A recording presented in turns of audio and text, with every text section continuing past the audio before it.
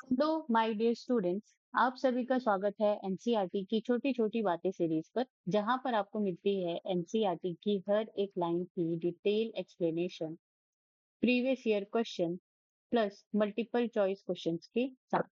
जी हाँ, आज के इस लेक्चर में हम पढ़ने वाले हैं chapter 6 anatomy of flowering plants के 10 साल के प्रीवियस ईयर क्वेश्चन। जी हाँ, 2015 से लेकर के 2025 तक नीट में जितने भी क्वेश्चंस आए हैं चैप्टर 6 से, उसको आज हम यहाँ पर देखने वाले हैं एक एक करके।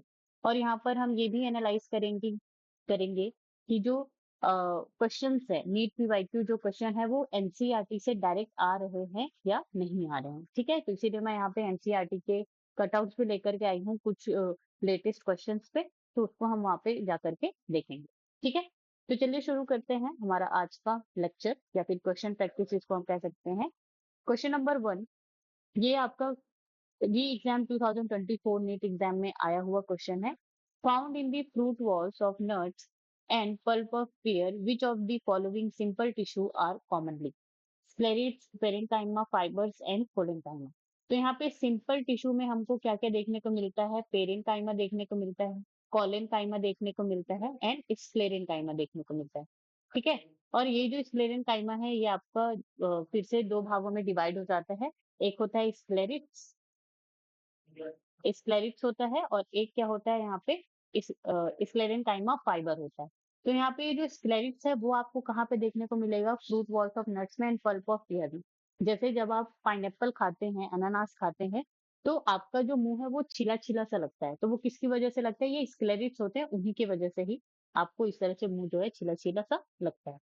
ठीक है, चलिए, तो ये वाला जो पार्ट है, सिंपल टिश्यू वाला जो पार्ट है, वो न्यू एनसीईआरटी से तो हटा दिया गया है, लेकिन नीट 2026 सिलेबस में ये अभी भी है। तो इसको पढ़ना क्या है, जरूरी है। और सिंपल टिश्यू के बारे में आपको जो एनसीईआरटी का जो समरी है, वहां पर आपको जो सिंपल टिश्यूज हैं, ठीक है, और जो मेन टिश्यूज है, मेरिस्टेमेटिक टिश्यू है, उसके भी आपको डिस्क्रिप्शन वहां पे आपको थोड़ा सा देखने को मिलता है। तो ये जो पढ़ना जरूरी है, अगर आप नहीं पढ़े हैं, आपको नहीं पता है, तो इसका लिंक आपको डिस्क्रिप्शन में मिल जाएगा, आप वहां से जाकर के देख सकते हैं।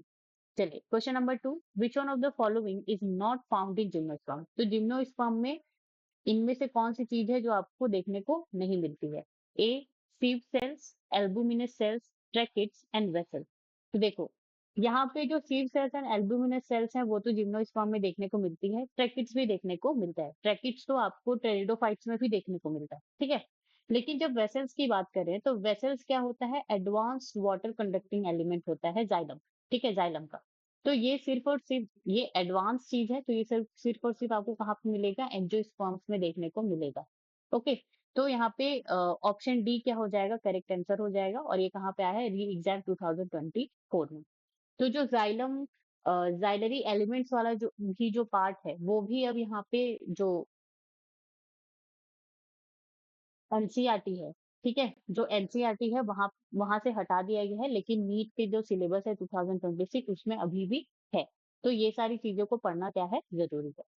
चलिए, question number 3, which of the following helps in maintenance of the pressure gradient in sieve tube. ठीक है, री एग्जाम 2024 में पूछा गया है ये, कि जो सीव ट्यूब्स होती हैं उनका जो प्रेशर मेंटेन कौन करके रखता है? प्रेशर ग्रेडियंट का जो मेंटेनेंस है वो कौन करता है? Albuminous cells, sieve cells, phloem parenchyma, companion cells. तो सीव ट्यूब्स हैं तो उनका जो प्रेशर ग्रेडियंट मेंटेन कौन करेगा? कंपेनियन सेल्स करेंगे। ठीक है, तो ऑप्शन डी क्या हो जाएगा? यहाँ पे करेक्ट हो जाएगा। लेकिन जो जिम्नोस्पर्म होते हैं, जिम्नोस्पर्म में सीव सेल्स होता है, ठीक है, सीव ट्यूब की जगह। एंड उसका जो प्रेशर ग्रेडियंट मेंटेन कौन करेगा? वहां पे एल्ब्यूमिनस सेल्स जो है करेंगे। यहाँ का बात समझ में आया? ठीक है, क्वेश्चन नंबर 4 की बात करें। Consider the following plant tissue: axillary bud, fascicular cambium, interfascicular cambium, कॉक cambium, intercalary meristem. Identify the lateral meristem among the above. तो इनमें से हमको लेटरल मेरिस्टम कौन कौन है उसको हमको यहाँ पे पहचानना है। ठीक है, मणिपुर नीट 2023 में इसको पूछा गया है। तो यहाँ पे जो intercalary meristem and axillary birds हैं, ये लेटरल मेरिस्टम के एग्जांपल्स नहीं है। ठीक है, intercalary meristem and apical meristem, ये तो क्या है? प्राइमरी मेरिस्टम के एग्जांपल हैं। ठीक है, और उसके बाद यहाँ पे लेटरल मेरिस्टम होता है, जिसको हम और क्या कहते हैं, सेकेंडरी मेरिस्टम कहते हैं। तो लेटरल मेरिस्टम जो है सेकेंडरी ग्रोथ के लिए, जो थिकनेस में प्लांट का जो थिकनेस है उसको बढ़ाने के लिए रिस्पॉन्सिबल होता है। और जो प्राइमरी मेरिस्टम जो होते हैं कौन कौन, apical meristem and intercalary meristem, तो वो प्राइमरी ग्रोथ के लिए, ठीक है, जो लेंथ में जो ग्रोथ होता है उसको हम प्राइमरी प्लांट ग्रोथ कहते हैं, उसके लिए रिस्पॉन्सिबल होता है। तो ये जो एक्सिलरी बर्ड कैसे बनता है, जैसे ये यहाँ पे क्या है, कोई प्लांट है, ठीक है, नया नया प्लांट है, तो एपिकल मेरिस्टम यहाँ पे एपिक्स में होगा शूट के, एंड यहाँ पे एपिक्स में होगा रूट के। तो इस तरह से वो लेंथ में ग्रो करेगा नीचे की तरफ, ठीक है, रूट एपिकल मेरिस्टम के थ्रू। शूट एपिकल मेरिस्टम के थ्रू वो क्या करेगा, लेंथ में ऊपर की तरफ वो क्या करेगा, ग्रोथ करेगा। तो यहाँ पे जब वो ग्रो करते रहता है तो क्या होता है, ये जो एपिकल मेरिस्टम है ना, तो यहाँ पे वो क्या होता है, यहाँ पे ये एपिकल मेरिस्टम यहाँ पे है, तो छोटा सा यहाँ पे क्या बना लेता है वो, यहाँ पे ये जो छोटा सा जो रीजन है, यहाँ पे कुछ मेरिस्टेमेटिक सेल जो है छूट जाती हैं, किससे, एपिकल मेरिस्टम सेल से। तो यही क्या बनाता है, यहाँ पे एक्सिलरी बर्ड बनाता है। और ये जो एक्सिलरी बर्ड है, या तो फिर ये ब्रांच में ट्रांसफॉर्म होगी, या तो ये फ्लोरल मेरिस्टम में ट्रांसफर होगी और फ्लावर बनाएगी, ठीक है। तो यहाँ पे ये जो एक्सिलरी बर्ड है वो भी यहाँ पे लेटरल मेरिस्टम नहीं होता है, ये भी प्राइमरी मेरिस्टम का ही क्या होता है, पार्ट होता है। तो यहाँ पे BCD, fascicular vascular cambium, interfascicular cambium and कॉक कैम्बियम, ये जो तीनों है ये लेटरल मेरिस्टम के क्या हो जाएंगे, एग्जाम्पल हो जाएंगे। तो BCD, ठीक है, ऑप्शन बी में हमको BCD दिख रहा है, तो ये ऑप्शन बी यहाँ पे क्या हो जाएगा, करेक्ट हो जाएगा। और जहां पर भी आपको कैम्बियम दिखे, जहां पर भी आपको कैम्बियम दिखे, उसको आंख मूंद करके आप क्या कह सकते हैं, लेटरल मेरिस्टम या फिर सेकेंडरी मेरिस्टम का आप उसको पार्ट कह सकते हैं, ठीक है। चलिए आगे बढ़ते हैं। Given below are two statements, NEET 2023 का क्वेश्चन है। Statement 1. Enlarge and exarch are the terms often used for the describing the position of secondary xylem in the plant body. तो देखो, जब हम exarch and enlarge कंडीशन जब हम पढ़ रहे थे, तो क्या हम सेकेंडरी जाइलम के बारे में बात कर रहे थे क्या, नहीं। हम हमेशा किसके बारे में बात कर रहे थे, प्राइमरी जाइलम के बारे में बात कर रहे थे, ठीक है। प्राइमरी जाइलम का आपका यहाँ पे दो टाइप देखने को मिलता है, एक होता है प्रोटोजाइलम और एक होता है क्या, मेटाजाइलम होता है। तो यहाँ पे सेकेंडरी जाइलम लिखा है, तो स्टेटमेंट 1 क्या हो जाएगा, रॉन्ग हो जाएगा। स्टेटमेंट 2 की बात करें, exact condition is the most common feature of the root system and that is the true statement, ठीक है। एग्जैक्ट कंडीशन में क्या होता है कि ये जो प्रोटोजाइलम होता है, ठीक है, ये क्या है, रूट है। फॉर अगर ये रूट है, अगर मैं इसको इस तरह से काटूं तो ये आपको इसी तरह से तो दिखेगा इसके, ठीक है, गोलाई में ही तो दिखेगा। तो एग्जैक्ट कंडीशन में क्या होता है, ये जो प्रोटोजाइलम होता है, ठीक है, प्रोटोजाइलम को फॉर एग्जांपल मैं इस तरह से शो करूंगी, मेटाजाइलम को इस तरह से। तो ये जो प्रोटोजाइलम है वो आपको पेरीफेरी में देखने को मिलेगा, ठीक है। और मेटाजाइलम जो है आपको सेंटर की तरफ, ये क्या हो जाएगा, सेंटर, जिसको हम पिथ भी कहते हैं, ठीक है। सेंटर की तरफ आपको मेटाजाइलम दिखेगा एंड प्रोटोजाइलम जो है पेरीफेरी की तरफ आपको देखने को मिलेगा। तो इसको हम क्या कह देते हैं, एग्जैक्ट कंडीशन कह देते हैं। और एग्जैक्ट कंडीशन आपको रूट सिस्टम में देखने को मिलेगा दोनों, ठीक है, डाइकोट एंड मोनोकोट दोनों में ही आपको एग्जैक्ट कंडीशन देखने को मिलेगा। नाउ अब यहाँ पे देखते हैं हम, इन the light of the above statement choose the correct answer from the options given below. तो हमको यहाँ पे करेक्ट आंसर सिलेक्ट करना है। स्टेटमेंट 1 इज करेक्ट, तो ऐसा है क्या, नहीं, तो ऑप्शन ए क्या हो जाएगा, wrong. Statement 1 is incorrect but statement 2 is true, ठीक है, तो ऑप्शन बी यहाँ पे क्या हो जाएगा, करेक्ट हो जाएगा। क्वेश्चन नंबर 6 की बात करें, फ्लोएम इन जिम्नोस्पर्म्स लैक्स, तो both sieve tubes and companion cells, albuminous cells and sieve tubes only, companion cells only। तो जिम्नोस्पर्म में तो फ्लोएम के भी यहाँ पे कितने एलिमेंट होते हैं, 4 एलिमेंट होते हैं, ठीक है। तो 4 एलिमेंट कौन कौन होते हैं, अगर हम एंजियोस्पर्म की बात करें तो वहां पे आपको सीव ट्यूब देखने को मिलेगा, कंपेनियन सेल देखने को मिलेगा, फ्लोएम फाइबर देखने को मिलेगा जिसको हम बास्ट फाइबर भी कहते हैं, एंड फोर्थ वहां पे आपको फ्लोएम पेरेन्काइमा देखने को मिलता है।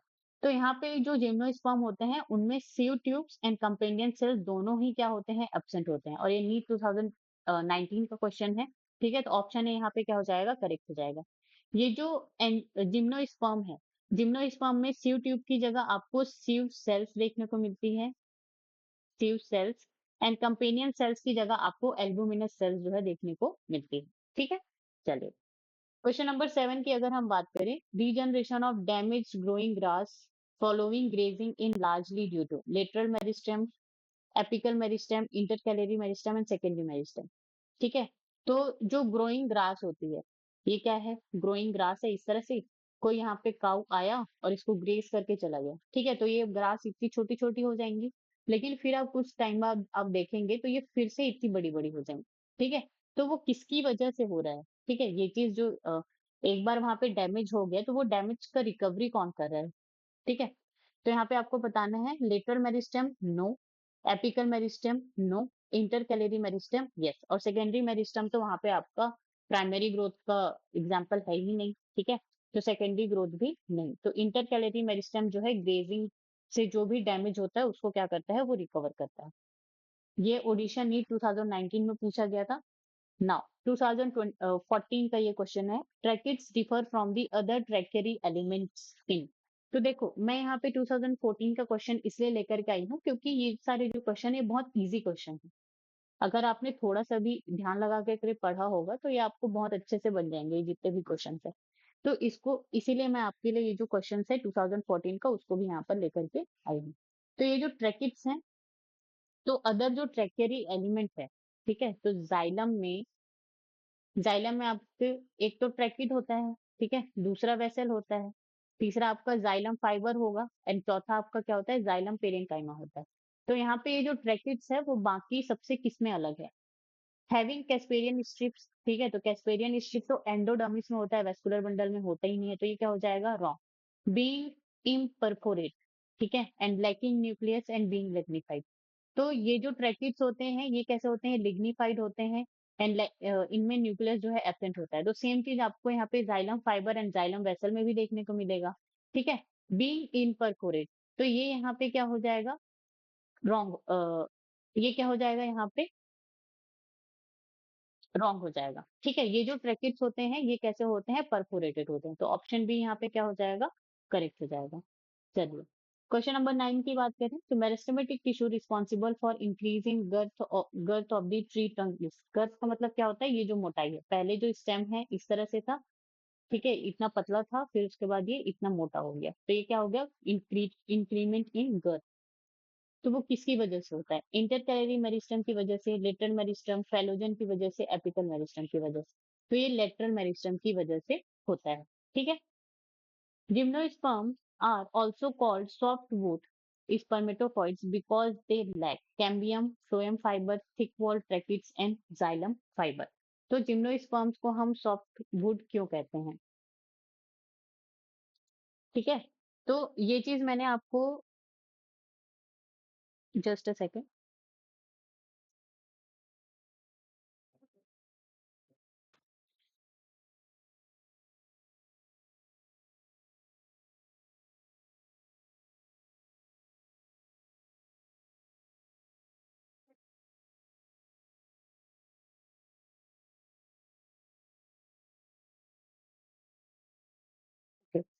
तो ये जो जिम्नोस्पर्म जो होते हैं उनको हम सॉफ्ट वुड कहते हैं। सॉफ्ट वुड इसलिए कहते हैं क्योंकि इनमें जो है जाइलम फाइबर जो होता है वो क्या होता है? एब्सेंट होता है। देखो जिम्नोस्पर्म में तो कैम्बियम प्रेजेंट होगा, ठीक है?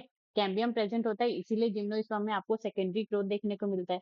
फ्लोएम फाइबर भी प्रेजेंट होता है, थिक वॉल ट्रैकिड्स, तो ट्रैकिड्स तो टेरिडोफाइट में प्रेजेंट है, तो जिम्नोस्पर्म में तो ट्रैकिड्स जो है प्रेजेंट होंगे ही होंगे। अब बात आता है यहाँ पे xylem fibre and xylem vessel का। तो ये दोनों चीज जो है आपको जिम्नोस्पर्म का जो स्टेम होता है वहां पे आपको देखने को नहीं मिलता है, इसीलिए इनको हम क्या कहते हैं? सॉफ्ट वुड कहते हैं।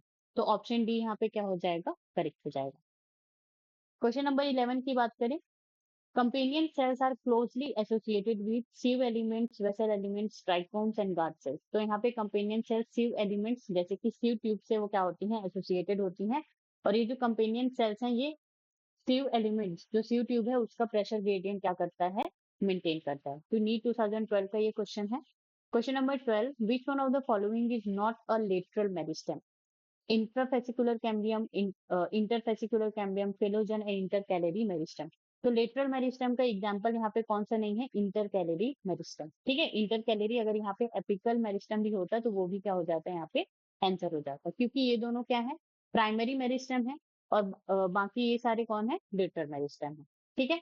अब यहाँ पे जो intrafascicular cambium and interfascicular cambium का डिफरेंस मैं आपको यहाँ पे बताती हूँ। जैसे ये क्या है? कैम्बियम है, ठीक है? और ये ऊपर वाला क्या है? ऊपर वाला क्या है? यहाँ पे फ्लोएम है और ये क्या है? जाइलम। तो इन दोनों के फ्लोएम एंड जाइलम के बीच में जो कैम्बियम है उसको हम क्या कहेंगे? इंट्रा कहेंगे। उसको हम क्या कहेंगे? इंट्रा कहेंगे। तो इसी तरह से बहुत सारे वेस्कुलर बंडल आपको यहाँ पे देखने को मिल रहे हैं, ठीक है। लेकिन यहाँ पे जो एक वेस्कुलर बंडल है और ये जो दूसरा वेस्कुलर बंडल है, उन लोगों के बीच में भी आपको ये रिंग लाइक स्ट्रक्चर यहाँ पे देखने को मिल रहा है। तो ये जो स्ट्रक्चर है, ठीक है, इसको हम क्या कहते हैं? Interfascicular cambium. तो यहाँ पे जो दो वेस्कुलर बंडल है उसके बीच में जो आपको कैम्बियम देखने को मिल रहा है उसको हम क्या कहते हैं? Interfascicular cambium. और फेलोजन है, ये क्या बनाता है? आपका बाक बनाता है, जो छाल होता है उसको बनाता है, ठीक है। चलिए, क्वेश्चन नंबर 13 की बात करें। Axillary bud and terminal bud derive from the activity of lateral meristem, intercalary meristem, apical meristem and parenchyma. तो यहाँ पे एक्सिलरी बर्ड किससे मिलकर के किससे अराइज होता है, किससे बनता है? यहाँ पे एपिकल मेरिस्टेम से बनता है, ठीक है। क्वेश्चन नंबर 14 की बात करें। Vessels are found in all angiosperm and gymnosperm, most of angiosperm and few gymnosperm, all angiosperm, all gymnosperm. तो ये तो क्या हो जाएगा? रॉन्ग। ऑल टेरिडोफाइट, तो ये भी क्या हो जाएगा? रॉन्ग। तो ये जो वेसल्स है ये आपको कहाँ पे देखने को मिलेगा? मोस्ट ऑफ जिम्नोस्पर्म में आपको देखने को मिलेगा, फ्यू जिम्नोस्पर्म। तो ऑप्शन बी यहाँ पे क्या हो जाएगा? करेक्ट। ऑल जिम्नोस्पर्म में आपको नहीं देखने को मिलेगा, कुछ एक एक्सेप्शन आपको यहाँ पे भी देखने को मिलेंगे, ठीक है। चलिए, क्वेश्चन नंबर 15 की बात करें तो ये नीट 2024 में पूछा गया क्वेश्चन है। Statement 1, parenchyma is living but collenchyma is dead tissue. तो पेरेन्काइमा तो लिविंग होता ही है, साथ ही कोलेनकाइमा भी यहाँ पे आपका लिविंग होता है, ठीक है। तो ये क्या हो जाएगा? रॉन्ग हो जाएगा। Statement 2, gymnosperm lack xylem vessels but presence of xylem vessel is the characteristic of angiosperm. तो ये जो जिम्नोस्पर्म होते हैं उनमें जाइलम वेसल एब्सेंट होता है। लैक का मतलब क्या होता है? एब्सेंट होना। तो ये क्या हो गया? ट्रू। लेकिन यही जो जाइलम वेसल है वो आपको एंजियोस्पर्म में देखने को मिलेंगे। तो ये क्या हो जाएगा? करेक्ट हो जाएगा, ठीक है। In the light of the above statement choose the correct answer. तो हमको करेक्ट आंसर जो सिलेक्ट करना है। Both statement 1 and 2 are true. तो ऐसा है क्या? नहीं। तो ऑप्शन ए रॉन्ग हो जाएगा। Both statement 1 and statement 2 are false. ऐसा है क्या? नहीं। Statement 1 is true but statement 2 is false. ये भी रॉन्ग हो जाएगा। Option D, statement 1 is false but statement 2 is true. तो ऑप्शन डी यहाँ पे क्या हो जाएगा? करेक्ट हो जाएगा। Question number 16। तो ये इमेज तो डायरेक्ट एनसीईआरटी से ही ली गई है, ठीक है। और ये नीट 2024 में पूछा गया है, तो इसीलिए एनसीईआरटी के जो भी इमेज है, जो भी डायग्राम्स है, वो क्या है? बहुत ज्यादा इंपॉर्टेंट है। In the given feature which component has thin outer walls and highly thicken inner walls, ठीक है। तो ऐसा कौन सा यहाँ पे ऐसा कौन सा यहाँ पे एलिमेंट है ए बी सी डी में से, ठीक है, जिसका जो इनर वॉल है वो थिक होता है और आउटर वॉल जो है थिन होता है। तो इसमें ए बी सी डी में यहाँ पर भी आपको नाम नहीं दिया गया है और ये जो ऑप्शन है इसमें भी आपको यहाँ पे नाम नहीं दिए गए। आपको बस बताना है ए बी सी डी में से कौन सा, ठीक है। तो इसके लिए हमको एनसीईआरटी का इमेज याद होना चाहिए कि ये जो ए है वो क्या है? इपिडर्मल सेल्स है। बी जो है वो क्या है? आपका सब्सिडरी सेल्स है, ठीक है। ये जो सी है, ये जो सी है, ठीक है, हम इसके बारे में बात नहीं कर रहे हैं। ये जो सी है ये क्या है? यहाँ पे गार्ड सेल्स हैं। और ये जो डी है ये क्या है? स्टोमाटाफोर है या स्टोमा है, ठीक है। तो ये जो गार्ड सेल्स होती हैं, तो ये जो गार्ड सेल्स होती हैं, तो ये जो इसका जो इनर वॉल है ये क्या होता है? थिक होता है। और ये जो आउटर वॉल होता है ये कैसा होता है? थिन होता है। तो ऑप्शन सी यहाँ पे जो सी है, ठीक है, वो क्या हो जाएगा? सी के बारे में ही हम इस क्वेश्चन में बात कर रहे हैं। तो ऑप्शन यहाँ पे ए का क्या है? सी। तो ऑप्शन ए यहाँ पे क्या हो जाएगा? करेक्ट हो जाएगा। बी में क्या है? डी है। तो डी तो स्टोमेटल पोर है, तो उसका तो कोई वॉल वगैरह कुछ होता ही नहीं है, ठीक है। इस तरह से सी और डी भी यहाँ पे क्या हो जाएगा? रॉन्ग हो जाएंगे। तो ऑप्शन ए यहाँ पे क्या हो जाएगा? करेक्ट हो जाएगा। चलिए, क्वेश्चन नंबर 17 की बात करें। नीट 2022 में पूछा गया है।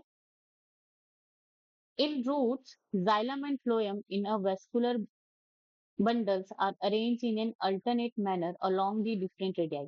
तो जो रूट्स होते हैं उनमें जो जाइलम एंड फ्लोएम होते हैं वो डिफरेंट रेडियाई में प्रेजेंट होते हैं। जैसे यहाँ पे इस रेडियस में आपका जाइलम प्रेजेंट है, तो इस रेडियस में आपका क्या प्रेजेंट होगा? फ्लोएम प्रेजेंट होगा, ठीक है। इसको हम रेडियल अरेंजमेंट भी कहते हैं। तो ये क्या हो जाएगा? ट्रू हो जाएगा।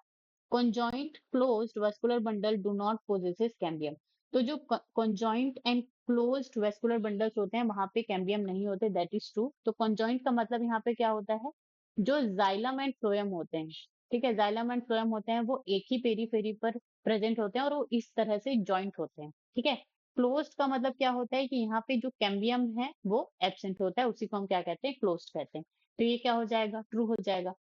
सी की बात करें स्टेटमेंट, तो in open vascular bundle cambium is present in between xylem and phloem. तो जो open type of vascular bundle होता है उसमें आपको जाइलम एंड फ्लोएम के बीच में, ये क्या है, फ्लोएम है और ये क्या है, जाइलम, तो यहाँ पे आपको कैम्बियम जो है प्रेजेंट देखने को मिलेगा और इसको हम क्या कहेंगे, ओपन कहेंगे। और यहाँ पे जब कैम्बियम एब्सेंट है तो उसको हम क्या कहेंगे, क्लोज्ड कहेंगे, ठीक है। तो ये भी क्या हो जाएगा, करेक्ट हो जाएगा। The vascular bundles of dicotyledonous stem possesses endarch and protoxylem. तो जो vascular bundle of dicotyledonous stem है वहां पर आपको एंडार्च प्रोटोजाइलम देखने को मिलता है। एंडार्च प्रोटोजाइलम का मतलब क्या है, मैंने आपको जाइलम का दो टाइप बताया है वहां पे। एक होता है क्या, प्रोटोजाइलम, और एक होता है क्या, मेटाजाइलम। तो प्रोटोजाइलम, जब प्रोटोजाइलम को फॉर एग्जांपल मैं इस तरह से क्या कर रही हूँ, रिप्रेजेंट कर रही हूँ, तो प्रोटोजाइलम आपको यहाँ पे इस तरह से देखने को मिलेगा, फिर उसके बाद आपको मेटाजाइलम जो है पेरीफेरी पे देखने को मिलेगा। तो ये चीज, ये कंडीशन जो है, ये जो एंडार्च कंडीशन है आपको डाइकोटिलिडनस स्टेम में देखने को मिलता है, तो ऑप्शन डी भी यहाँ पे क्या हो जाएगा, करेक्ट हो जाएगा। In monocotyledonous root, usually there are more than 6 xylem bundle present. तो मोनोकॉट रूट्स में आपका more than 6 xylem bundle present होता है, जिसको हम पॉलीआर्क कंडीशन भी कहते हैं, ठीक है। ये आपका एनसीईआरटी से डायरेक्ट उठाया हुआ स्टेटमेंट्स है ये सारे के सारे, ठीक है। तो ऑप्शन ई भी क्या हो जाएगा यहाँ पे, करेक्ट। तो सारे के सारे ऑप्शंस करेक्ट हैं यहाँ पे और स्टेटमेंट करेक्ट हैं। तो A B C D E, तो यहाँ पे जो सी है उसमें आपको सारे के सारे जो स्टेटमेंट है वो करेक्ट आपको देखने को मिलेंगे। तो ऑप्शन सी यहाँ पे क्या हो जाएगा, करेक्ट हो जाएगा। और ये सारे के सारे लाइन कहाँ से उठाए गए हैं, एनसीईआरटी से उठाए गए हैं। चलिए, क्वेश्चन नंबर 18 की बात करें, stomata in grass leaf are dumbbell shape, kidney shape, rectangular और बैरल शेप। तो ऑप्शन ए यहाँ पे क्या हो जाएगा, करेक्ट हो जाएगा। जो ग्रास होते हैं वो होते हैं, मोनोकॉट्स, एंड मोनोकॉट्स में आपको डम्बल शेप देखने को मिलते हैं। किडनी शेप की बात करें तो ये आपको डाइकॉट में देखने को मिलेगा, ठीक है। चलिए, क्वेश्चन नंबर 19, ये आपका नीट फेज 1 2016 का क्वेश्चन है। Specialised epidermal cells surrounding the guard cells are called bulliform cells, lenticels, complementary cells and subsidiary cells. तो ऐसे एपिडर्मल सेल जो कि गार्ड सेल्स को सराउंड करके रखते हैं उसको हम क्या कहते हैं, सब्सिडरी सेल्स कहते हैं। क्वेश्चन नंबर 20 2015 का क्वेश्चन है ये, vascular bundles in monocotyledons are considered closed because. तो यहाँ पे जो वेस्कुलर बंडल है मोनोकॉट्स में, उसको हम क्लोज्ड कहते हैं। क्यों क्लोज कहते हैं, there are no vessel with perforation, तो ये क्या हो जाएगा, wrong. Xylem is surrounded all around by phloem, तो ये भी क्या हो जाएगा, wrong. A bundle sheath around each bundle, ये भी क्या हो जाएगा, wrong. Cambium is absent, so that is the true. जब कैम्बियम नहीं होगा तब हम उसको क्लोज्ड वेस्कुलर बंडल कहेंगे। Question number 21 NEET 2000 Karnataka NEET 2013 में पूछा गया है, विच of the following statement is not true for stomatal apparatus। Stomatal apparatus में क्या क्या आ जाएगा, स्टोमेटल apparatus में आपका जो है गार्ड सेल आ जाएगा, ठीक है। स्टोमेटा जो अपर्चर है, जो कोर है वो आ जाएगा, इपिडर्मल सेल्स जो है वो आ जाएंगी, सब्सिडरी सेल्स हैं वो आ जाएंगे। तो ये सारे के सारे मिलकर के स्टोमेटल apparatus बनाती हैं। यहाँ पे हम देखते हैं स्टेटमेंट ए, ठीक है, option A, guard cells invariably possesses chloroplast and mitochondria. तो गार्ड सेल्स जो हैं उसमें उनमें क्लोरोप्लास्ट भी प्रेजेंट होते हैं, माइटोकॉन्ड्रिया भी प्रेजेंट होते हैं। तो ऑप्शन ए तो यहाँ पे क्या है, करेक्ट है, ठीक है। तो नॉट ट्रू हमको यहाँ पे पूछा गया है। Guard cells are always surrounded by a subsidiary cells. तो यहाँ पे जो गार्ड सेल्स है वो ऑलवेज नहीं सराउंड होती है, ठीक है। वहां पे वो सब्सिडरी सेल से सराउंड हो भी सकती है, नहीं भी हो सकती। तो ये क्या हो जाएगा, रॉन्ग स्टेटमेंट हो जाएगा। Stomata are involve in gases exchange and that is the true, ठीक है। तो स्टोमाटा होती है किसमें, गैसेस एक्सचेंज के लिए होती हैं। जो स्टोमाटा यहाँ पे हमको देखने को मिलता है, यहाँ से क्या होता है, यहाँ से कार्बन डाइऑक्साइड जो अंदर जाता है, फोटोसिंथेसिस होता है और ऑक्सीजन गैस जो है बाहर निकलती है। तो ये क्या हो गया, गैसेस एक्सचेंज हो गया। Inner wall of guard cells are thick and that is the true statement. लेकिन इस क्वेश्चन में हमको ऐसा स्टेटमेंट बताना है जो कि नॉट ट्रू है, जो कि रॉन्ग है। तो ऑप्शन बी यहाँ पे क्या हो जाएगा, करेक्ट आंसर हो जाएगा। Question number 22, NEET 2012, close vascular bundles lack. तो जो क्लोज वेस्कुलर बंडल है उनमें नहीं होता है ground tissue, conjunctive tissue, cambium और पिट। तो ऑप्शन सी यहाँ पे क्या हो जाएगा करेक्ट। क्लोज वेस्कुलर बंडल है, उनमें जो है आपको कैम्बियम जो है देखने को नहीं मिलेगा। ग्राउंड टिश्यूज इंक्लूड्स, ठीक है, नीट 2011 का क्वेश्चन है, all tissues external to endodermis. ये क्या हो जाएगा रॉन्ग हो जाएगा। all tissues except epidermis and vascular bundles, and that is the true। Ground tissue हम उसको कहते हैं जैसे जो इपिडर्मिस सेल है, ठीक है, इपिडर्मल सिस्टम है एंड वस्कुलर बंडल सिस्टम है, इनमें जितने भी सेल्स आते हैं उसको छोड़ करके जितने भी सेल्स बचते हैं उसको हम क्या कहते हैं ग्राउंड टिश्यू कहते हैं।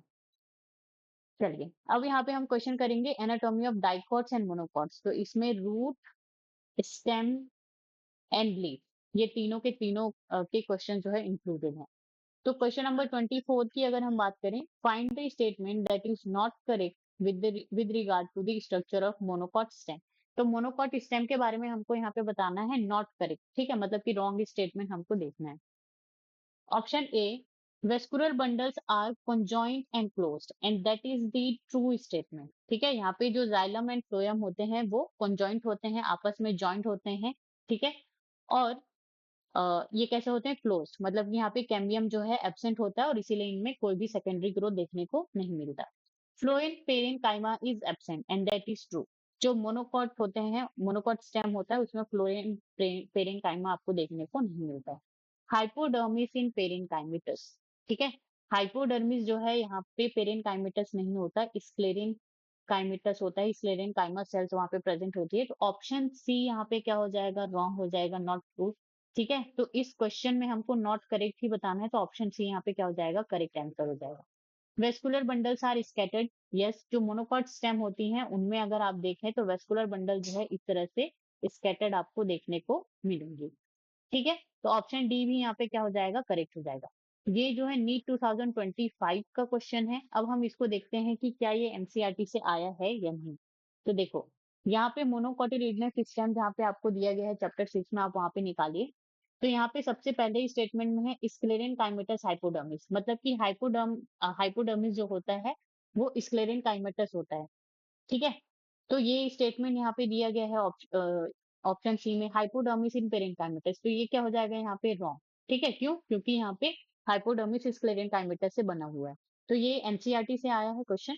नाउ सेकंड, यहाँ पे अगर आप देखें तो अगर ऑप्शन डी को देखें वेस्कुलर बंडल्स आर स्कैटर्ड, तो यहाँ पे जब सेकेंड लाइन में देखेंगे scattered vascular bundle, yes, monocotyledons system में आपको स्कैटर्ड वेस्कुलर बंडल आपको देखने को मिल रहा है। ठीक है, नाउ अगर आप यहाँ पे नेक्स्ट जो देखें फ्लोएम पेरेन्काइमा इज एब्सेंट, क्या ये स्टेटमेंट यहाँ पे दिया गया है एनसीईआरटी में? यस, यहाँ पे अगर आप देखें the phloem parenchyma is absent. ठीक है, तो ये चीज यहाँ पे दिया गया है एनसीईआरटी में और वो डायरेक्ट यहाँ पे ऑप्शन में है। Now vascular bundles are conjoined and closed, क्या यहाँ पे ये चीज दिया गया है? Yes, vascular bundles are conjoined and closed.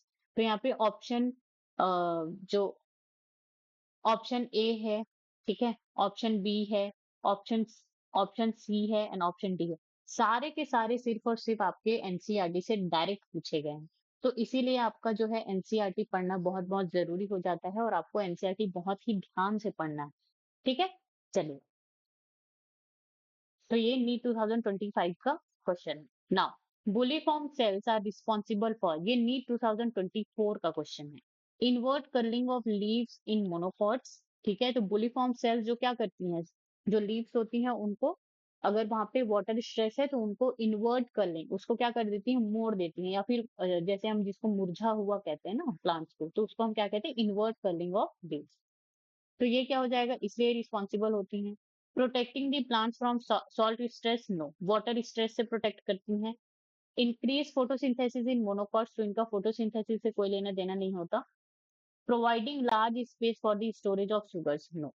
तो ये जो बुलिफॉर्म सेल्स है ये सिर्फ और सिर्फ जब वाटर स्ट्रेस होता है, जब ड्रॉट की कंडीशन होती है तभी ये क्या करती हैं काम करती हैं। और कैसे करती हैं, जो लीव्स होती हैं उनको ये क्या करती है कर्ल करवा देती हैं इनसाइड, ठीक है, इन्वर्ट कर्लिंग, तो जिससे वाटर लॉस कम हो सके। तो ऑप्शन ए यहाँ पे क्या हो जाएगा करेक्ट हो जाएगा। तो नीट 2024 में ये क्वेश्चन पूछा गया है, और यहाँ पे अगर आप 6.2.6 एनसीईआरटी में आइसोबायलेटरल मोनोकोटिलेडनस लीफ के पास अगर आप देखें तो फिर यहाँ पे आपको बुलिफॉर्म सेल्स के बारे में दिया गया है। ठीक है, देखिए यहाँ पे बताया गया है when they are flaccid due to water stress they में leave make the leave curl inwards to minimise the water loss. तो ये जो बुलिफॉर्म सेल्स है जब वाटर स्ट्रेस कंडीशन होता है तो लीव्स को क्या करती हैं, वो इनवर्टली कर्ल कर देती हैं ताकि वाटर लॉस मिनिमाइज हो सके। ठीक है, तो ये क्वेश्चन भी नी 2024 में ये क्वेश्चन भी आपका एनसीईआरटी से पूछा गया है। Question number 26, given below are two statement. Re exam जब हुआ था 2024 में, यहाँ वहां का क्वेश्चन है। Statement one, in a dicotyledonous leaf the adaxial epidermis generally bears more stomata than the abaxial epidermis। अब इस स्टेटमेंट को अगर आप बहुत जल्दबाजी में पढ़ेंगे तो आप इसको यस कर देंगे कि ये करेक्ट, ठीक है, लेकिन ये स्टेटमेंट क्या है, इनकरेक्ट है। क्यों? एडेक्शियल का मतलब यहाँ पे क्या होता है, अपर इपिडर्मिस या फिर डॉर्सल इपिडर्मिस। ठीक है, जो लीफ का जो ऊपर वाला जो एरिया होता है जो डार्कर ग्रीन होता है, ठीक, तो वहां पे तो आपको जो डाइकोट्स होते हैं वहां पे तो आपको स्टोमाटा बहुत कम देखने को मिलते हैं और इवन कभी कभी कभी तो वो एब्सेंट ही होते हैं। लेकिन जब हम एबेक्सियल की बात करें, एबेक्सियल का मतलब क्या होता है, नीचे की साइड, ठीक है। एबेक्सियल मैंने आपको बोला था कि आप इसको बिलो से याद कीजिए, ठीक है, बी फॉर बिलो से याद कीजिए। अगर आपको एबेक्सियल याद रहेगा कि हम बिलो या फिर लोअर सरफेस को कहते हैं तो आपको एडेक्सियल ऑटोमेटिकली याद हो जाएगा। आपको इस तरह के वर्ड्स में कभी भी दोनों वर्ड्स को याद नहीं करने होते हैं, आपको कोई एक वर्ड सिलेक्ट करके अच्छे से याद करना होता है कि एबेक्सियल मींस बिलो, ठीक है, B for below, below means नीचे, मतलब ये जो लोअर एपिडर्मिस है उसको हम एबेक्सियल कहते हैं। फिर एडेक्सियल आपको ऑटोमेटिकली याद हो जाएगा, just opposite to the abaxial. Okay, तो जो एबेक्सियल साइड होता है, बिलो या फिर लोअर सरफेस होता है, वहीं पर ही आपको स्टोमाटा ज्यादा देखने को मिलते हैं। और ये भी आपको ये भी एनसीईआरटी से डायरेक्ट यहाँ पे पूछा गया है। ठीक है, तो ऑप्शन ये जो स्टेटमेंट वन है ये क्या हो जाएगा, रॉन्ग हो जाएगा। स्टेटमेंट टू की अगर हम बात करें, in a dicotyledonous leaf adactially placed palisade parenchyma is made up of elongated cells which are arranged vertically and parallel to each other। तो ये दोनों के दोनों statement direct from the NCERT से ही लिए गए हैं। ठीक है, अब यहाँ पे जो एडेक्चुअली प्लेस्ड, एडेक्चुअली का मतलब जो अपर साइड है, वहां पर आपको पेलिसेड पेरेन्काइमा देखने को मिलते हैं जो कि इलोंगेटेड सेल्स हैं और arrange vertically and parallel to each other, and that is the correct statement. जैसे कि अगर हम इस इमेज में देखें, ये डाइकॉट लीफ का जो है आपका ट्रांसवर्स सेक्शन है, तो ये क्या है, एडेक्शियल एपिडर्मिस अपर साइड, तो यहाँ पे आपको पेलिसेड मेसोफिल देखने को मिल रहा है। ठीक है, और जो पेलिसेड मेसोफिल है ये इलोंगेटेड है और ये पैरेलली अरेंज्ड है टू ईच अदर। ठीक है, यहाँ तक बात समझ में आई। तो ये सारी चीजें जो है, ये सारी चीजें जो है आपका इमेज में भी आप यहाँ पे देख सकते हैं, और ये चीज आपके डायरेक्ट जो एनसीईआरटी का जो टेक्स्ट है वहां पर भी लिखा हुआ है। आगे बढ़ते हैं। इन the light of the above statement choose the correct answer from the given below. तो हमको यहाँ पे करेक्ट आंसर सिलेक्ट करना है। स्टेटमेंट वन इज ट्रू है क्या, नहीं। Statement one is false but statement two is true. तो ऑप्शन बी यहाँ पे क्या हो जाएगा, करेक्ट हो जाएगा। ठीक है, चलिए क्वेश्चन नंबर 27 की अगर हम बात करें, the transverse section of plant part showed polyarch radial and exarch xylem with endodermis and pericycle, the plant part is identified as। तो यहाँ पे ऑप्शन दिया गया है monocot root, dicot root and monocot stem. तो यहाँ पे हमको बताना है, ठीक है, यहाँ पे करेक्टर्स दिया गया है क्या क्या, एक तो पॉलीआर्क दिया गया है, रेडियल कंडीशन दिया गया है, एग्जैक्ट जाइलम दिया गया है, और वहां पे एंडोडर्मिस भी होगा, पेरिसाइकल भी प्रेजेंट होगा। तो ये कौन सा प्लांट पार्ट की कैरेक्टरिस्टिक्स के बारे में बात हो रहा है। तो ऑप्शन ए यहाँ पे क्या हो जाएगा, मोनोकॉट रूट। तो मोनोकॉट रूट में आपको पॉलीआर्क कंडीशन का मतलब जो जाइलम एलिमेंट्स है वो आपको मोर देन 6 आपको देखने को मिलता है, उसको हम क्या कहते हैं, पॉलीआर्क कंडीशन कहते हैं।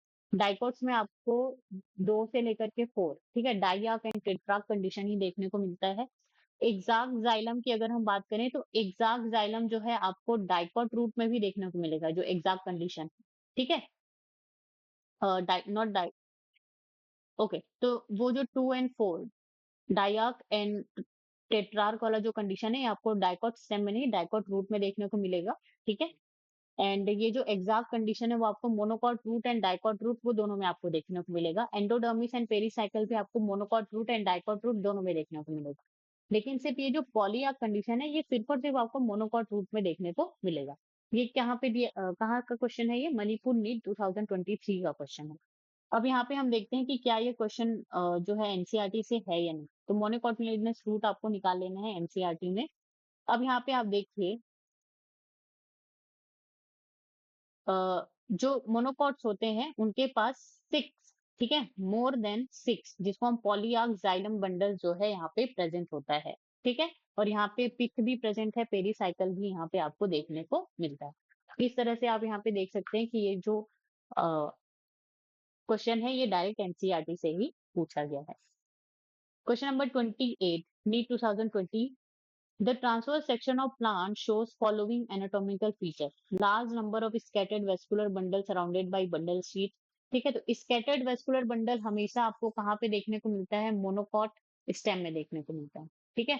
अगर आप मोनोकॉट स्टेम को देखें तो यहाँ पे आपको जो भी वेस्कुलर बंडल्स है वो इस तरह से स्कैटर्ड ही देखने को मिलेंगे। और जो सेंट्रल वेस्कुलर बंडल होते हैं वो लार्ज होते हैं और पेरीफेरी के जो है स्मॉल होते हैं। लार्ज कॉन्सिपिकुअस पेरेनकाइमेटस ग्राउंड टिश्यू, तो वहां पे जो ग्राउंड टिश्यू जो होते हैं वो पेरेनकाइमेटस होते हैं, दैट इज आल्सो ट्रू, ठीक है। कहाँ पे? Monocot stem.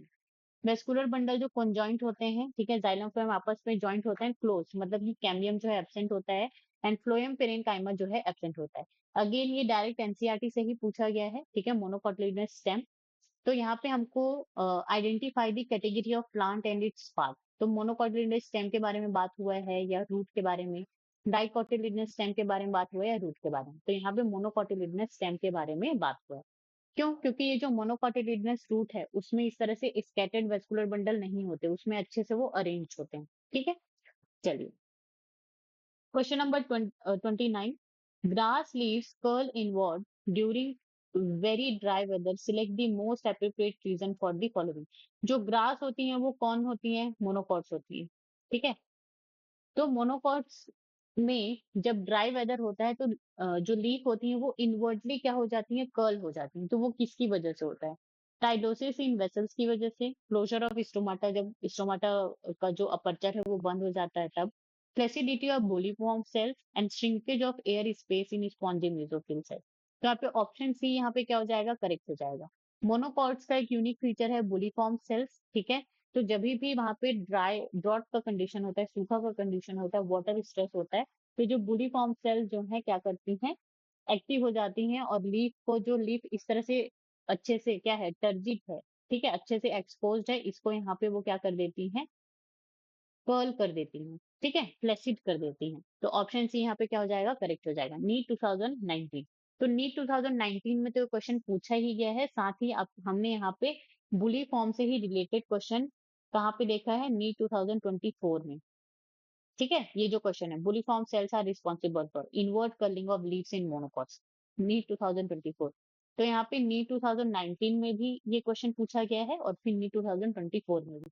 तो इसीलिए आपको जो है जो प्रीवियस ईयर क्वेश्चन जो है आपको जरूर से करने चाहिए, क्योंकि क्वेश्चन जो है सेम टॉपिक से रिपीट होते ही हैं। और ये क्वेश्चन भी डायरेक्ट फ्रॉम दी एनसीईआरटी है, तो यहाँ पे आप बुली फॉर्म सेल्स के बारे में आप पढ़ सकते हैं, ठीक है। चलिए आगे बढ़ते हैं। Question number 30। In the following route, the vascular cambium originates from tissues located below the phloem bundles and the portion of pericycle tissue above the protoxylem, cortical region, parenchyma between endodermis and pericycle, and intrafascicular and interfascicular tissues in zinc। देखो, तो यहाँ पे जो dicots roots होती हैं वहां पे जो कैम्बियम जो ओरिजिनेट होता है वो कहाँ पे होता है, या फिर जो लेटरल मेरिस्टेम का जो एक्टिविटी है वो आपको सिर्फ और सिर्फ कहाँ पे देखने को मिलेगा? तो tissues located below the phloem bundles and pericycle region. तो जो एंडोडर्मिस होता है, ठीक है, ये क्या है? एंडोडर्मिस है, उसके ऊपर कॉर्टेक्स सेल्स हैं, देन एपिडर्मिस है, ठीक है। तो यहाँ पे जो फ्लोएम बंडल्स होती हैं और जो पेरीसाइकल होती है, जो पेरीसाइकल सेल्स होती हैं, वहीं पर ही आपको इनिशिएशन ऑफ ये जो कैम्बियम ओरिजिनेट्स जो है और जो सेकेंडरी ग्रोथ है वही आपको यहाँ पे देखने को मिलेगा डाइकोट रूट में। तो ऑप्शन ए यहाँ पे क्या हो जाएगा? करेक्ट हो जाएगा। चलिए क्वेश्चन नंबर 31 की बात करें, नीट 2018 का क्वेश्चन है। Casparian strips occurs in epidermis, pericycle, cortex, endodermis. तो कैस्पेरियन स्ट्रिप्स आपको एंडोडर्मिस में देखने को मिलता है। एंडोडर्मिस में आपको बैरल शेप्ड सेल्स देखने को मिलती हैं, इंटरसेलुलर स्पेस जो है नहीं होती, ठीक है। और ये जो एंडोडर्मिस है वो क्या होता है, कॉर्टेक्स जो लेयर्स होती है उसका इनर मोस्ट लेयर होता है। तो ये जो एंडोडर्मिस है, इनके टेंजेंशियल, इसको हम क्या कहते हैं, टेंजेंशियल वॉल्स, और इसको हम क्या कहते हैं, रेडियल वॉल्स। तो यहाँ पर आपका सुबेरिन का डिपोजिशन हो जाता है, और ये जो सुबेरिन होता है वो कैसा होता है, वाटर इम्परमिएबल होता है। वाटर इम्परमिएबल होता है। वाटर इम्परमिएबल का मतलब वाटर रेजिस्टेंस। वाटर रेजिस्टेंस का मतलब क्या होता है, ये अगर आप यहाँ से कोई पानी आ रहा है तो यहाँ पे ये जो वाटर है ये इसको कभी भी इस तरह से क्रॉस कर ही नहीं पाएगा। क्यों नहीं कर पाएगा, क्योंकि सुबेरिन जो है उसको क्रॉस करने देगा नहीं, ठीक है। या फिर आप वाटर हेटर भी आप इसको कह सकते हैं, ठीक है, water heater. Okay, now root hair develop from the region of elongation, root cap, meristematic activity, maturation। तो यहाँ पे जो मैच्योरेशन जोन है वहीं पर आपको जो रूट हेयर्स जो है देखने को मिलती हैं। रूट हेयर जो है एपिडर्मल अपेंडेजेस होती हैं और यूनिसेलुलर होती है। नीट 2017 का ये क्वेश्चन है। क्वेश्चन नंबर 33, cortex is the region found between epidermis and steel, pericycle and endodermis and pith, endodermis and vascular bundle. तो यहाँ पे ऑप्शन ए क्या हो जाएगा, करेक्ट हो जाएगा। नीट फेज 2 2016 का क्वेश्चन है ये। तो देखो जो कॉर्टेक्स रीजन है ये क्या है, ये जो पिंक कलर का जो सेल्स है ये क्या है, इपिडर्मिस है। अब यहाँ से यहाँ तक ये क्या है, कॉर्टेक्स, ठीक है। अब यहाँ पे जो कॉर्टेक्स है इनर मोस्ट लेयर है, इसको हम क्या कर रहे हैं, एंडोडर्मिस कर रहे हैं। अब एंडोडर्मिस के नीचे यहाँ पे जितने भी सेल्स प्रेजेंट है, पेरीसाइकल हो गया, प्रोटोजाइलम, मेटाजाइलम एंड फ्लोएम, तो ये सारे के सारे किस में आ जाते हैं, वेस्कुलर बंडल में। और जो सेंटर पार्ट है ये सेंट्रल पार्ट है वो क्या हो जाता है, पिथ। तो एंडोडर्मिस के अंदर जितने भी सेल्स यहाँ पे हैं, ठीक है, एंडोडर्मिस के एंटर में जितने भी सेल्स यहाँ पे है इसको हम क्या कह देते हैं, स्टील कह देते हैं। क्या कह देते हैं, स्टील कह देते हैं, ठीक है। तो यहाँ पे कॉर्टेक्स जो है, endodermis, okay, I think some mistake is there.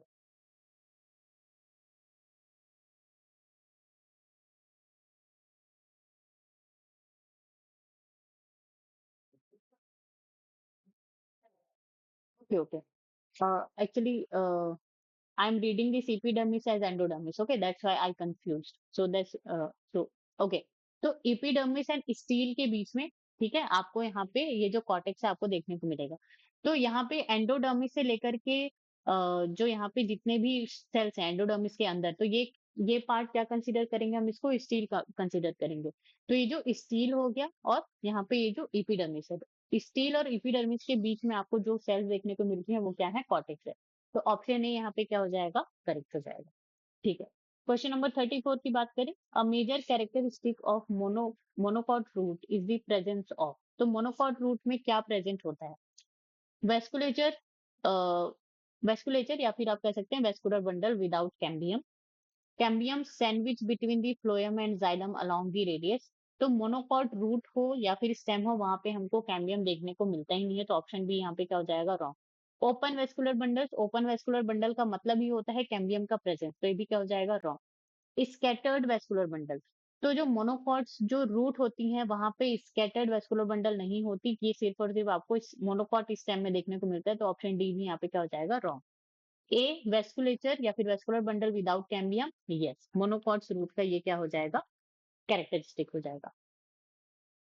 Question number 35, water containing cavities in vascular bundles are found in, ठीक है। तो यहाँ पे वाटर कंटेनिंग कैविटीज का मतलब यहाँ पे मेजरली किससे है, वेसल्स है, ठीक है। तो वेसल्स आपको सनफ्लावर में देखने को मिलेगा, साइकस में, मेज में, पाइनस में। तो ये जो मेज जो होता है ये क्या होता है, मोनोकॉट्स होता है। तो मोनोकॉट्स में तो इस तरह से आपको सेकेंडरी जो जाइलम है, ठीक है, वो आपको देखने को मिलेगा ही नहीं। तो ये क्या हो जाएगा, यहाँ पे रॉन्ग हो जाएगा। साइकस एंड पैनस की बात करें तो ये दोनों के दोनों क्या है, जिम्नोस्पर्म है, ठीक है। तो जिम्नोस्पर्म में हमको वेसल्स देखने को मिलती है क्या, नहीं। और सनफ्लावर में आपको देखने को मिलेगा ये क्या होता है, डाइकॉट, ठीक है। चलिए, तो ये नीट 2012 का क्वेश्चन है। तो यहाँ तक जो है हमारा जो भी 10 इयर्स या 11 या 12 इयर्स जो भी नीट पीवाईक्यू क्वेश्चन है ये सब मैं आपके लिए लेकर के आई थी, ठीक है। तो ये सारे क्वेश्चन, जितने भी क्वेश्चन है सारे के सारे जो है एनसीईआरटी से ही पूछे गए हैं क्वेश्चन जो हैं। कुछ क्वेश्चन जो प्रीवियस ईयर क्वेश्चंस में हैं, ठीक है, जो कि अभी एनसीईआरटी में नहीं है, लेकिन पहले वो एनसीईआरटी में थे और तभी भी वो एनसीईआरटी से ही क्वेश्चन जो है पूछे जाते थे। और कुछ पार्ट जो एनसीईआरटी में नहीं है उसको मैंने ऑलरेडी आपको बता दिया है नीट 2026 के अकॉर्डिंग। तो आप उसको अच्छे से पढ़िए, रिवाइज कीजिए और ढेर सारी क्वेश्चंस लगाइए, ठीक है। इसके अलावा मैं आप लोगों से ये बात करना चाहती हूँ कि जो जैसे ये चैप्टर 6 हमने जो है कंप्लीट किया, ठीक है? ये चैप्टर 6 हमने कंप्लीट किया, तो टॉपिक वाइज़ जो एमसीक्यूज़ है, तो मेरे पास लगभग यहाँ पे 150 प्लस क्वेश्चंस प्रेज़ेंट, ठीक है? चैप्टर 6 के टॉपिक वाइज़ जो क्वेश्चंस है, तो टोटल मेरे पास 150 प्लस प्लस क्वेश्चंस है, तो उसको तो मैं आपको इस तरह से सॉल्व नहीं करवा पाऊँगी अभी के लिए। लेकिन मैं उसके लिए एक वीडियो ज़रूर बना सकती हूँ, जिसमें जो है ये 150 जो है क्वेश्चंस आपको वीडियो में आपको शो होंगे, ठीक है? उसमें 30 सेकंड से लेकर के 1 मिनट का आपका क्या हो टाइमर लगा होगा उसमें, ठीक है? और उसको आपको उसमें सॉल्व करना है और फिर इसके आपको जो है अपने कॉपी में कोई एक कॉपी ले लेना है, उसमें क्वेश्चन नंबर 1, क्वेश्चन नंबर 2, फिर उसके बाद अगर क्वेश्चन नंबर 1 का आपको ऑप्शन ए जो है करेक्ट लग रहा है, तो ऑप्शन ए रखना है, फिर ऑप्शन बी जो है सेकंड का, इस तरह से। तो आपको जो है इस तरह से उसको सॉल्व करना है, फिर उसके बाद वीडियो के एंड में आपको मैं वहाँ पर आंसर शीट प्रोवाइड करूँगी, फिर उसके बाद आपको चेक करना है, ठीक है? तो फिर अब वहाँ पे मैं आपको फॉर एग्जांपल 90 क्वेश्चन्स दूँगी अच्छे-अच्छे, ठीक है? 90 क्वेश्चन दूँगी जिसमें से आपको ये जो क्वेश्चन्स है उसको बनाना है 1 घंटे में। कितने घंटे में? सिर्फ़ और सिर्फ़ 1 आवर में। ठीक है? तो इस तरह से मैं करने का सोच रही हूँ। उसमें मैं उस वीडियो में सिर्फ़ और सिर्फ़ क्वेश्चन्स होंगे, मैं कोई एक्सप्लेनेशन नहीं दूँगी और वो जो वीडियो है वो आपकी सिर्फ़ और सिर्फ़ प्रैक्टिस के लिए होगा। ठीक है? अगर आपके पास बुक है, तो वेल एंड गुड। आप जो है बुक से जो है अपना जो भी क्वेश्चन प्रैक्टिस कर रहे हैं, उसको आप बुक से क्वेश्चन प्रैक्टिस करिए टाइमर लगा के। लेकिन अगर आपके पास बुक नहीं है, तो आप जो है इस तरह से कर सकते हैं। ठीक है? तो अगर आप जो है मुझे येस कमेंट करेंगे तभी मैं जो है इस तरह की वीडियो अपलोड करूँगी, नहीं तो मैं नहीं करूँगी। ठीक है? तो आपको जो है येस कमेंट करना ज़रूरी है। अगर 5 येस भी आ जाते हैं तो फिर मैं इस तरह का वीडियो जो है संडे को अपलोड करूँगी। क्योंकि संडे को तो हमारा कोई लेक्चर है नहीं, ठीक है? आपको रिवाइज़ करना है और क्वेश्चन सॉल्व करने हैं। तो क्वेश्चन या तो फिर आप बुक से सॉल्व करें या तो फिर मैं इस तरह से जो वीडियो अपलोड करूँगी, उससे आप सॉल्व करें, वो एक ही बात है। क्वेश्चन सॉल्व होना चाहिए चाहे आप जिस भी तरीके से करें। ठीक है? तो आप ज़रूर से मुझे बताइए कि आपको इस तरह के वीडियोज़ चाहिए या नहीं। तब तक के लिए हम यहीं पे हमारे लेक्चर खत्म करते हैं। Thank you so much guys for the watching. अगर आपको वीडियो अच्छी लगी हो तो लाइक कीजिए, कमेंट, शेयर एंड सब्सक्राइब कीजिए। Stay tuned on the Get Science Alert YouTube channel. Thank you so much.